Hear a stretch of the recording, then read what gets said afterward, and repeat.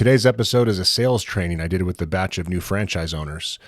And why would I share a sales training with you guys? Well, it depends. If you're a prospective franchise owner, if you're looking at getting involved with Starting Strength gyms, I think it's important for you to know how we look at our members, how we look at our prospects, and how we treat people. If you're a coach, I think it's important for you to know what our culture is, whether you work for us or not. And then lastly, if you're just a fan of Starting Strength and love watching what we do, then it'll give you some insight into the way we handle business. And hopefully it might influence you to change the way things are done at your business, whether you own the company, you work at the company. I think we're moving in a pretty negative direction when it comes to the amount of care that we have for the products that we build, the services that we create, and just generally the way that we treat other people, especially in business. I feel like the personal touch has been removed from business. I feel like the artisan, the person that attempts to hone their craft, is not a very common person in American culture in 2022. So these are values, these are principles, these are things that I want to promote. I want to make sure everybody at our gyms is behaving in an ethical way that they're proud of, that represents this brand properly. And if the way we do things causes you to change your behavior or not accept behavior from people at companies that are trying to take advantage of you, then I view that as a positive thing. So on that note, before I show you the training, I want to call my sister, Jen, whom you know if you've been following the podcast. Jen is in the process of contacting all of the local franchises here in Boise just to get a sense of how they handle leads, how quickly they follow up, what their pitch is like, what they do, what they don't do. And then she's actually going to test the services at most of them. So Jen started this last week and she has some interesting feedback on her experience. So just to give you a sense of what I'm talking about here, let's talk to Jen and get her feedback on what her experience was like when things are done the wrong way.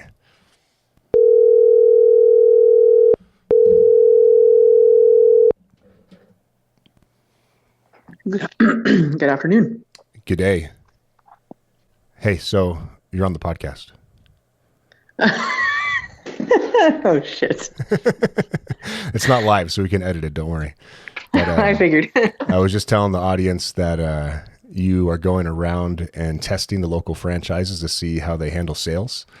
And Yep. I like the text that you sent me when I was asking you, what your experience was like with that one that you called last week. But I thought instead of me reading your text, you could share your experience to give some context about why the hell I'm publishing a sales training to the YouTube channel.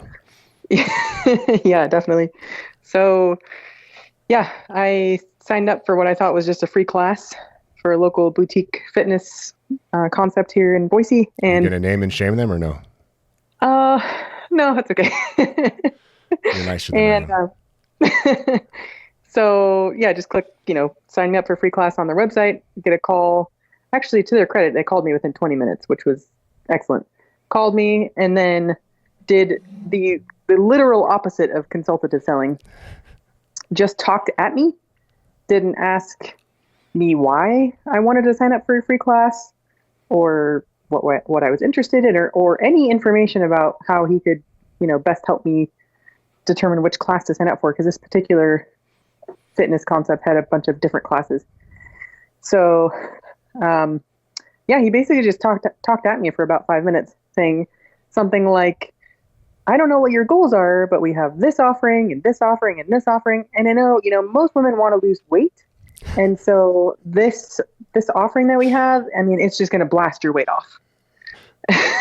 You're trying not to give away the concept, but I think he said something about his infrared technology was going to blast the fat off, right? Blast the weight off. Yep. Did he say blast the weight off? Yeah. Interesting. So I almost hung up on him after that because it was just kind of ridiculous. But you sound like a woman. You're probably insecure about your weight. So just so you know, we have some bullshit technology that does things that we claim that it does, but doesn't actually do those things. Yep, exactly. So yeah, let's see what else happened. Just kind of kept talking at me. He, without understanding this before digging into it, he said, there's this special that we were running through the end of October, and the franchise team would kill me if they knew that I was still offering this special past the end of October. But for you, I want you to come in. I want you to try this out. I'm going to offer you the $1 enrollment fee. And I said, okay, but I just want to try a class. Oh, well, let's pay the $1 enrollment fee and then we can get you booked for a class. Like, do I have to pay an enrollment fee to try a class? Well, no, but I think take this offer, and that way when you take the class, you can keep signing up for more classes and you'll have this enrollment fee applied already. So I just kept having to go back to the fact that I was just trying to sign up for a free class and just get the experience. And he was just using his slimy sales tactics to get me to enroll with the enrollment special. Did he give you an artificial deadline? Like, well, I mean, if you do this within the next 24 hours, then I can still offer you this special. Just don't tell the franchise team because I'll get in trouble. Yeah, I'm pretty sure he said that 3 times. Yes, he did. He said if I paid that $1 enrollment fee before we hung up the call, then I could, take advantage of that. But otherwise, I'd have to pay the $99 enrollment fee if I tried a class and wanted to sign up. Yeah. So, don't get off the phone, pay me your money, and then we'll talk. And so finally just said, I don't want to pay an enrollment fee. I just want to try a class. And he said, okay, fine. I'll have my salesperson or my front desk person put it in your note in your profile that, just for you that we'll keep this $1 enrollment fee special. Just for you, because we built such a connection while I've sat here and talked at you and haven't asked you a single question. Yeah, exactly. So let's see. So finally got off the call and I get a text message with the class schedule, and it's all kinds of goofy naming conventions that I don't understand, and I have to kind of dig in, but he did clarify 2 of the naming conventions for what they were. So that helped, but the structure of the schedule is confusing. He didn't tell me anything about how the system works or what they actually offer. So I got the schedule. I was very confused. So I just never responded, and I'm not going to try it. Damn. Was it actually something you wanted to try, or were you just curious for the sake of, experimenting with the way other brands handle their systems? Both. Yeah, just wanted to get the full experience for each brand. So now I have this. But no longer the former, now just the latter. Exactly. Scared you off. He scared me. Yeah, I'm just not interested. I'm afraid to step foot in that facility now because I feel like I'm going to just get hounded by salespeople. Yeah. It's just not an experience I'm interested in. So I'd rather just try 100 other different fitness offerings who may or may not try to be super salesy, but I know this isn't it. Yeah. Well, dear salespeople, nobody likes that shit. If that's how you behave, you're clearly out for yourself. People that are paying attention notice and they don't appreciate it. And we're trying to do things differently. So have a look at this sales training that I performed for the new franchisees that have just joined. I think we had JD Thomason from Colorado Springs on there, James Johnson from Salt Lake City on there. We had the Birmingham crew. We had the new owners of the Boise gym. Quite a few people on the call, and it went pretty well. We love your feedback. We think we're doing things the right way. If you have any suggestions for how we can improve, or if you disagree with any of the points that I've made, comment below or hit us in the forum. Thanks.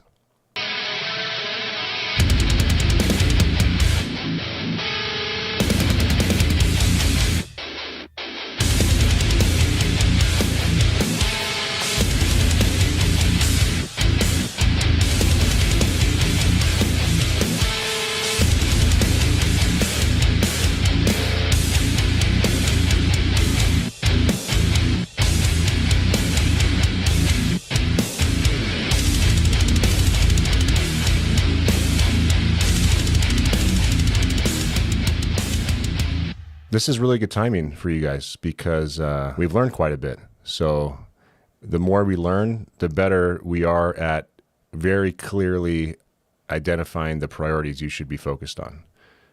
So this, I'm going to start by talking about what you should be doing as a new franchise owner.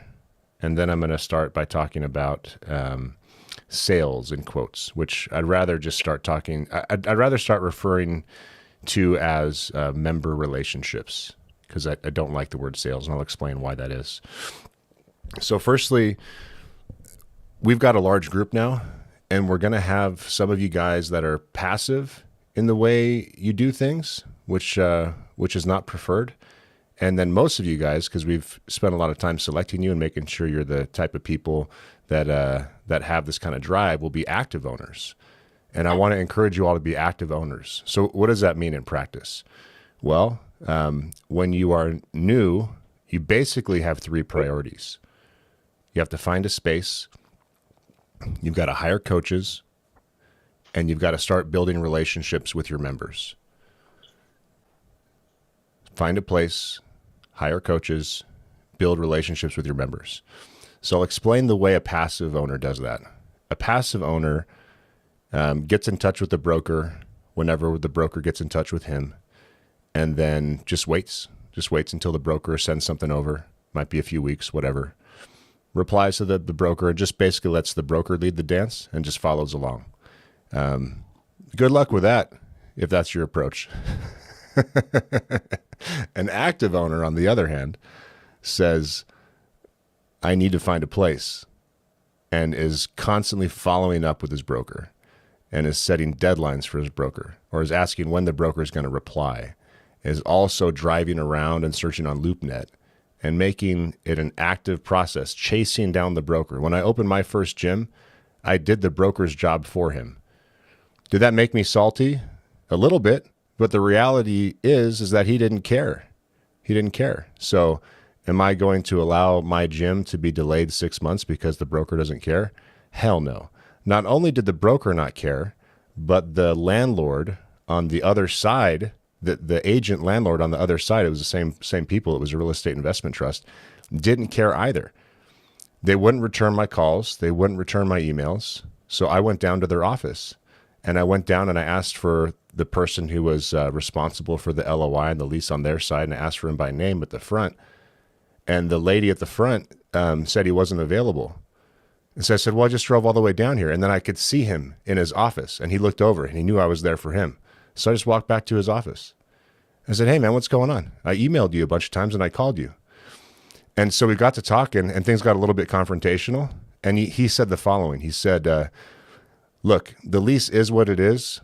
For us to hire a lawyer to look at it for 15 minutes would make this deal untenable for us. So I hate to put it to you this way, but you're just not that big of a priority. So I escalated, and I spoke to other people at the company, and I heard he got fired after that deal, by the way. I don't know if that was because of my conversation with his leadership team or not, but we got the deal done, and he's the landlord. So the broker and the landlord are barriers standing in your way. Smash through them. Smash through them politely and tactfully, but don't allow those barriers to prevent you from starting your business, because the moment you sign the franchise agreement, a clock starts. And when the clock starts, your money starts to drain. And the money can't be draining out of our bank accounts before we're even able to do business. So you've got to chase this actively. The second thing is coaching. So that the passive owner goes, hey, franchise company has a recruiter. Ina's going to bring me coaches. Cool. Out of my mind. Move on to the next thing. An active owner says, Ina is my recruiter. I know she's doing recruiting at a national level, and I know she's here to guide me to do recruiting at a local level, but I'm going to focus all of my energy intensely on finding and interviewing high quality people. And I'm going to spend hours and hours and hours with these people across multiple days to get to know them, to get to know their families, to get to know what motivates them, to understand how they interact with people. And I'm not going to make any rash decisions. I'm going to hire slowly. And if I need to, if I made a mistake, I'm going to fire quickly. Because I know, since members are the most important thing, if I don't have the correct interface with the members, which is the coach, then I'm not going to be able to maintain a high level of quality. And that puts the ability for me to be successful at risk. So an active owner chases recruiting and takes responsibility and ownership over the recruiting process and over the real estate process, never just assuming someone else is on top of it, because it's your head on the chopping block. It's your money. You're the one putting out the risk. So it has to be that way. Then the third thing, which is what we're here to talk about today, the third thing is member relationships. I've unfortunately seen this at this franchise where We have literally handed a franchise owner a list of people that have opted in and said, I want to spend money at this business. And then the franchise owner just ignores the list, or maybe just sends an email a couple of times before opening. That is pure insanity. If that's your approach, you should not be an entrepreneur. With members, you have to be active. How difficult is it to build relationships with a dozen people, with 20 people, 30 people, 40 people? It's actually not that hard. And what does building a relationship mean? Building a relationship means getting to know someone because you care about them and you want to get to know more about them. And this is not a contrived or a fake thing. This is why when we're looking for franchise owners, we're looking for people that truly care about others. This is why when we talk about hiring coaches, we suggest to franchise owners that you only hire coaches that truly care about other people. And that is because we want people involved in this system that get genuine satisfaction and joy out of making other people happy. If you get genuine satisfaction and joy out of making other people happy, this is going to be a fantastic job.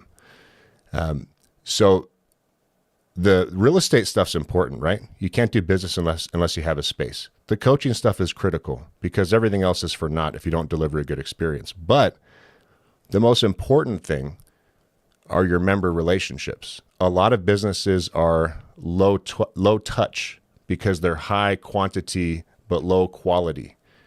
Our business is boutique.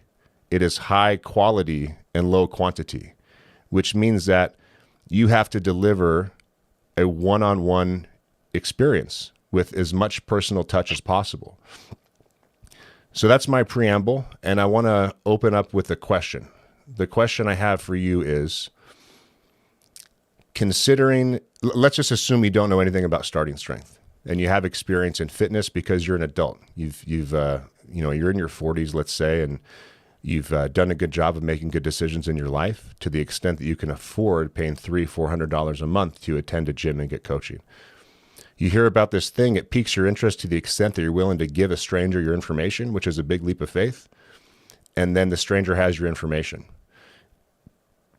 Outline for me, from your point of view, you putting yourself in this member's shoes, what would you want that experience to be like? What would you want to happen next? In best case scenario, no constraints, no money considerations, what is the most perfect experience you could imagine? And the answer may be that you can't, but you can still probably help this person. You can still help people even though your gym isn't open. And if you focus all of your energy on helping people, you're building a relationship and you're getting satisfaction. And you're letting people know that we're not like all the other brands. We've got your best interests in mind. When I call you, I'm not trying to get your credit card information. I'm just trying to get to know who you are. I want to know what motivates you. I want to know where you live. I want to know what your family's like. I want to know if you're training. And then I want to know if I can help you. And then I'm going to keep track of all these things in my notes. And then I'm going to set a time to follow up with you. And I'm going to let you know to set your expectations. So the reason why I asked you guys what you think a great experience would be when you put in your information to get contacted by a new gym is because all you really have to do as an entrepreneur, this is so simple, but it's extremely difficult to practice. All you have to do as an entrepreneur is put yourself in the other person's shoes at all times. That applies to your coaches and that applies to your members. If I were in this person's shoes, what would make this an awesome experience as a coach or as a member? If you ask that question to yourself every time you have an interaction, every time you try to solidify a plan, every time you put a new initiative in motion, you will get it right. The biggest mistake new entrepreneurs make is they start with, what do I need as a business owner? What you need as a business owner is actually just to make the member happy. So it's a backwards way of thinking. So the question should be instead, what can I do to make this person happy? And the only way that you can find out is by asking questions. The core relationship is a one-on-one thing. It's me as a human being. I'm interested in you as a human being, and we have conversations and we know each other, and you trust me and I trust you, and that trust is building over time. When it comes to customer relationships, by the way, I've never seen anyone do it better than John Hahn. He's a true master. He's an executive. He's a president at his company. He's all about culture. He's all about relationships. He builds an awesome culture with his team. He goes out of his way to find great coaches, and he builds fantastic one-on-one relationships with each of his members. And then he creates a culture in which his coaches do the same thing. So if you want to learn from the master, John Hahn is truly exceptional at that. This is a skill that's going to require a whole bunch of practice. And the only way you get good at anything is repetitions, repetitions, repetitions. So I cannot stress enough that when you wake up every morning thinking, how do I ensure that my business will be successful? The answer is building better relationships with your people. Members first, coaches second. Oh, James is here? Yeah, I'm here. Hey, man. How's it going? Good. James is great at this too, by the way, just naturally, but he's also an entrepreneur and has developed this over the years. So I'm confident that you're going to kick ass at this, James. It's the fun part. Yeah, man, it is. It's my favorite part. Like, if you like people, this is it, especially if you get to serve good people. And we're really lucky, because if you had to do this and we had a low quality customer base, this job would suck. But our members are awesome people. I have not been to a gym yet where I've been like, I would happily hang out with anyone at one of the gyms. Like, they're all high quality people that work their asses off. So it's a pleasure. With this job, it's a pleasure if that's what gets you fired up. So let's talk about consultative selling. Let's say there's 3 categories of salespeople. There's the pushy asshole. There's the over-explainer. And then there's the consultant. So the pushy asshole is the guy that's at the used car dealership, and he's the guy at 24-Hour Fitness. He doesn't give a shit about you. What he gives a shit about is his commission. This is the guy at the cell phone kiosk at the mall. He's trying to trick you, manipulate you, rope you in, get your attention. He will do anything he can do to get you to make that purchase, whether or not it's good for you, which is the opposite of a relationship. That is a selfish, one-sided bullshit interaction. So if I know you guys aren't that, and if you happen to hire someone from the industry and they have these types of tendencies, make sure you can beat these tendencies out of them, because this type of behavior is unacceptable at this franchise. That is the opposite of what this brand stands for. Then you've got the guy who over-explains. In the sales world, we call this show up and throw up. Oh, hey, welcome to Starting Strength Boston. So let me tell you about strength training. It's 4 primary barbell movements, and they work the full range of motion with as much muscle mass as possible, so you can lift as much weight as possible, which makes you strong over time. We add 5 pounds per workout, blah, blah, blah, blah, blah, blah, blah. And the person's just like, and by the way, the person's overwhelmed and doesn't know what the hell the salesperson's talking about, and the salesperson doesn't even notice and just keeps on talking. Then you've got the third type of salesperson. And the third type of salesperson, nobody even knows they're a salesperson. The third type of salesperson is your lawyer, your general contractor, your accountant, your management consultant. The third type of salesperson isn't trying to sell you anything.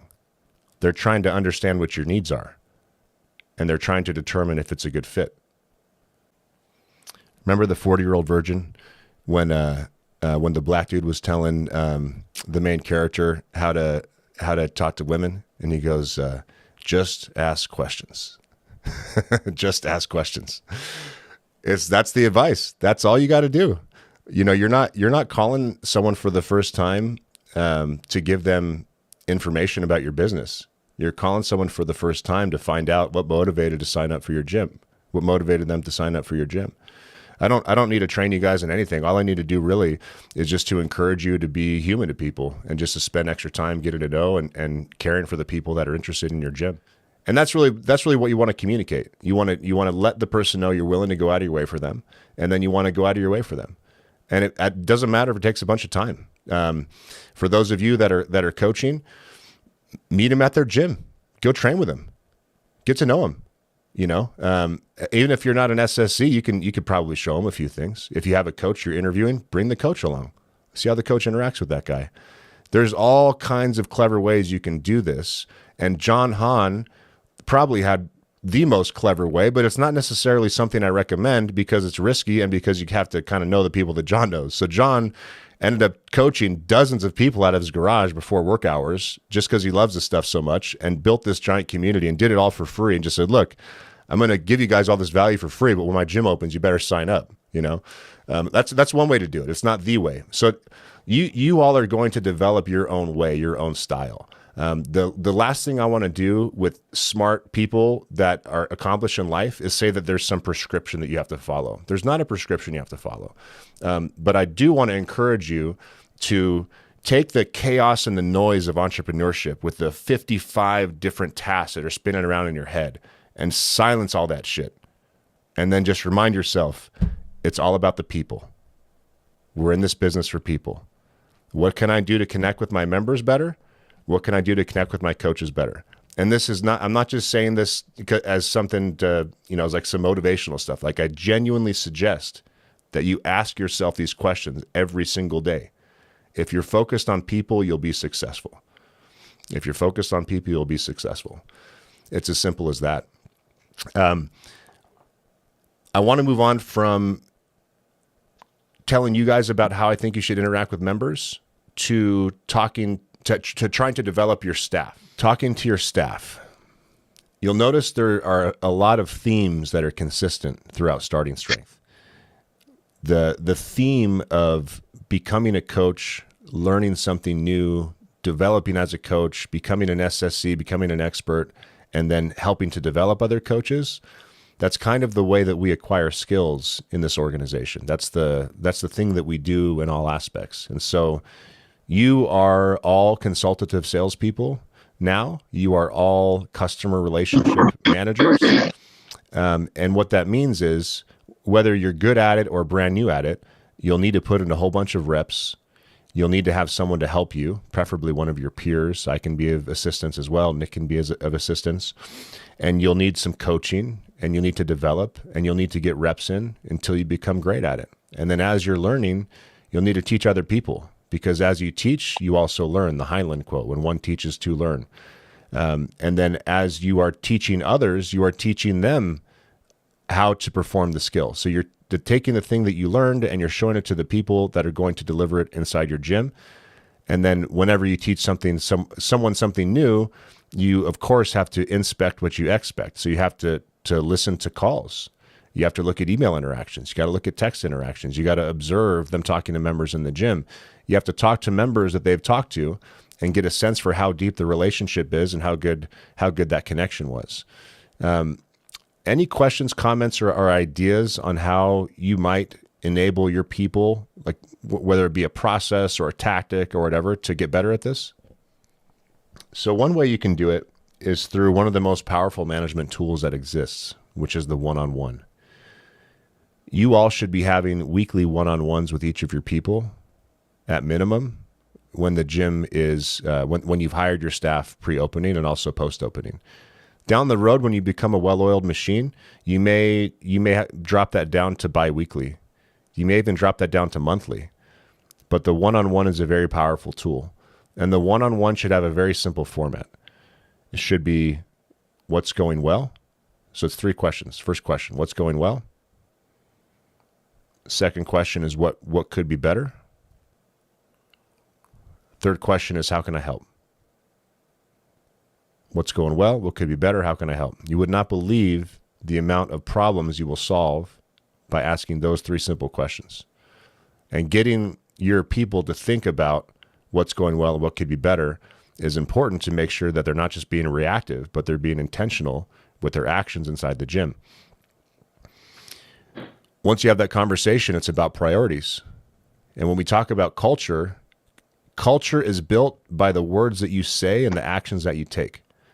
Culture is built by the words that you say and by the example that you set. That's another way of saying that. By the words that you say and by the example that you set. So you should be talking about customer relationships ad nauseum, to the point where your people, when you walk in the door, they know that you're going to start asking them, hey, what about Sarah? When's the last time you talked to her? I noticed she missed class last week. Hey, what about Tom? Where's Tom been? Robert just set a new PR, right? What's going on? Are you switching up his programming? What's the idea? Those are the conversations. Every single time you walk into the gym, you're just talking about people and how well they're being cared for. So the one-on-one, constant reinforcement every time you talk to your coaches, and then the weekly staff meeting. I cannot tell you enough how good this advice is from Nick, which is make sure that your people get together inside the gym and train together. And then you may as well just tie that to a meeting. At least once a week, everybody trains together and you have a conversation about the gym. And the conversations are just focused on people. What's going on with your people? Who's at risk? Who's doing great? Do we need to move someone to a different session because it's a bad culture fit? Is someone at risk of leaving? Did somebody get hurt? Has someone been kind of ignored? Have we failed to connect with somebody? Has somebody seemed like they've been in kind of a bad mood the last couple of times they showed up to training? Is there someone who kicks so much ass and loves us so much that maybe we should ask them if they're down to train Saturday mornings so they can be there for the open house when we bring prospects into the gym? The conversations and the weekly staff meeting and the one-on-one and every time you walk in the gym as the owner, it's not about payroll. It's not about the electric bill. It's not about cleaning. All that stuff's important and needs to be talked about when it needs to be talked about. But the first thing you lead with is the people. What's going on with our people? What's going on with our people? This is a premium experience that we're providing. This is a premium brand. This is why your coaches make the money they make. And this is why we charge anywhere from $315 to $455 a month. Again, this is a high touch, low quantity situation. We only get to build the brand to the degree of quality that it's been built to so far by making sure we live up to these standards. Let me ask you guys this. Why is the Starting Strength brand so valuable? Because it meets people where they're at. Tell me more about that. Just for example, on online coaching, Rebecca can meet me and my needs and my mom and her needs in the garage, programming wise, the once a month check-ins conversationally. Yep. All that stuff's amplified big time when you come into the gym.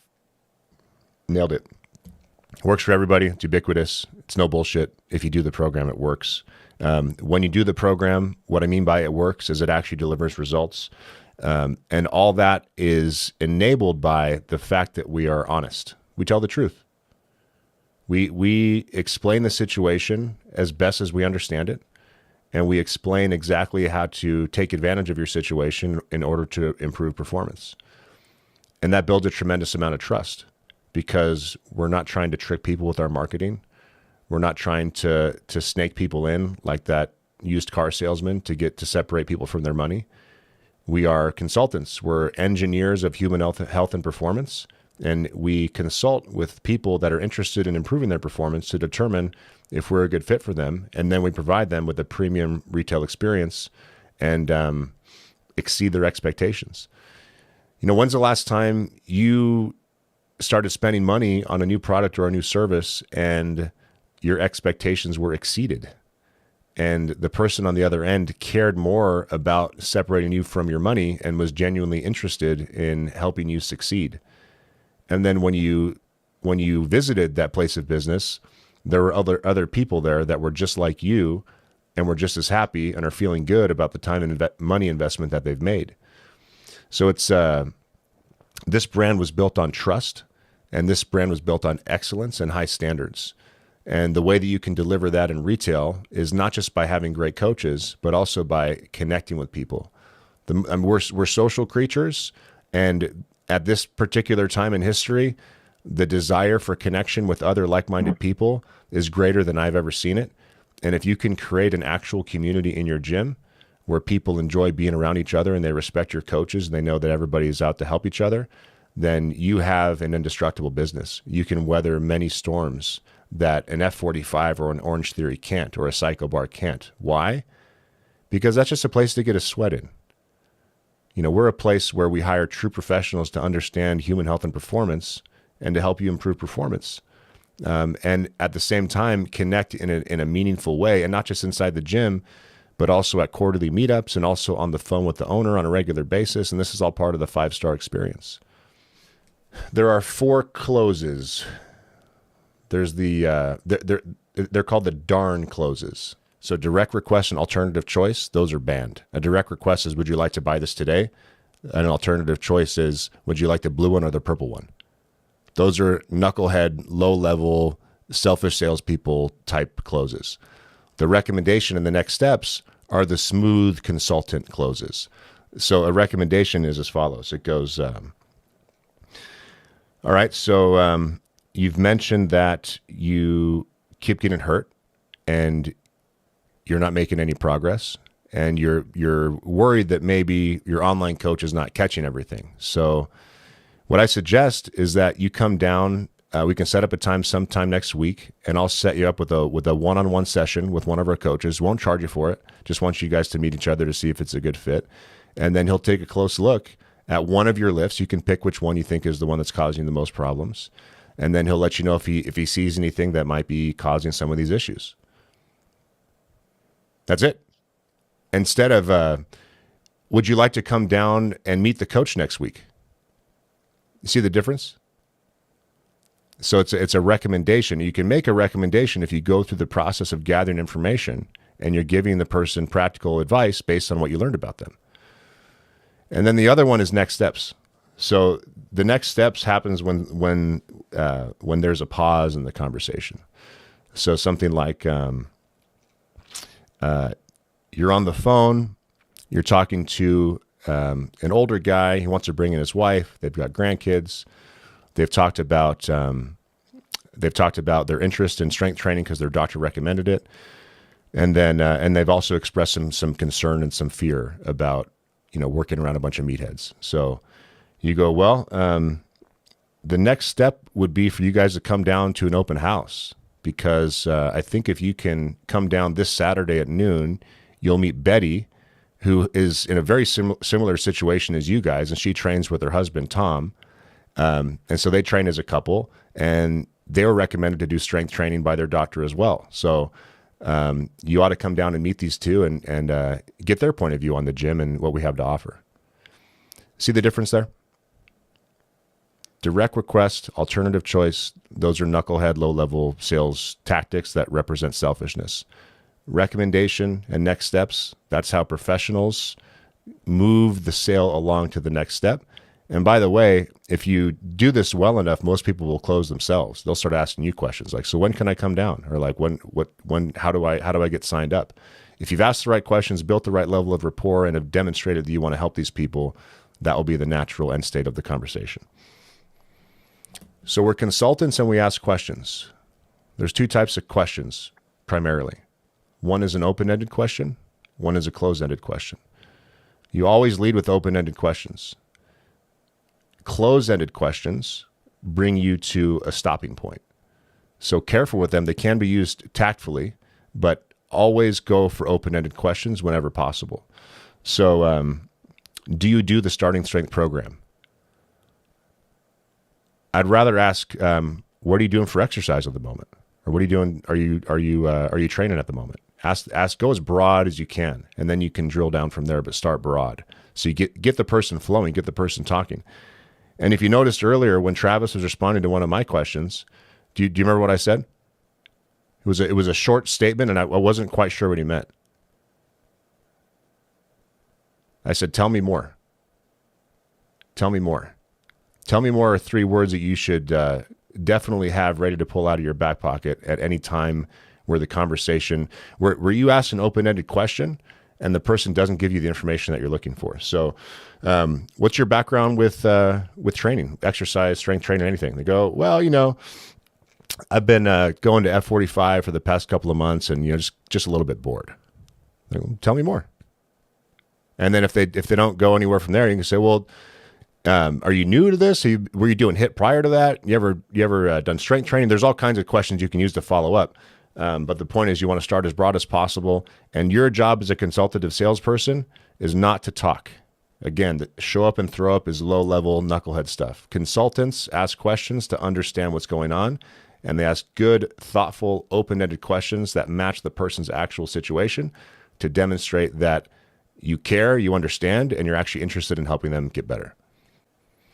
All right, so you guys are not going to be passive owners. Hopefully, you're going to be active owners. You're going to chase these knuckleheads in real estate down and get your gyms open. You're going to spend a hell of a lot of time and take ownership over the coach recruitment process. And you're going to own the member relationship process, and you're going to be masters at building relationships with your members.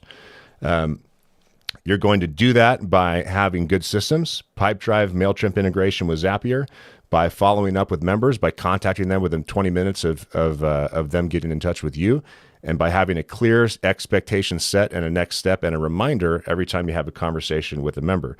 You're going to practice this. You're going to teach your coaches how to do it. You're going to follow up with your coaches every single time they see you, to the point where they're almost sick of you talking about member relationships. You're going to do that when you see them in the gym. You're going to do that in your one-on-one meetings. You're going to do that in your weekly team meetings. You're going to continue to drill in the importance of building these relationships with your team. And then you're going to practice the skills with them. You're going to role play. You're going to inspect what you expect. You're going to inform them of the types of closes we use, the types of questions we ask, how to get more information out of people. And you're going to become an expert at this, and your people are going to become an expert at it. And then you're all going to be wildly successful and fulfilled. Okay, cool. Yeah, I just want to end by saying that, as you can tell, I'm trying to build a culture here. I really enjoy people. I really enjoy making people happy. I really enjoy deep connections with people. I really enjoy blowing people away and exceeding their expectations. So I get a lot of fulfillment out of that. It's what motivates me. It's why I love seeing these case studies so much. And I hope you feel the same way. And I hope you're as fired up as I am about building that culture in your respective teams and making that a part of this brand. Thanks for your time. See you guys.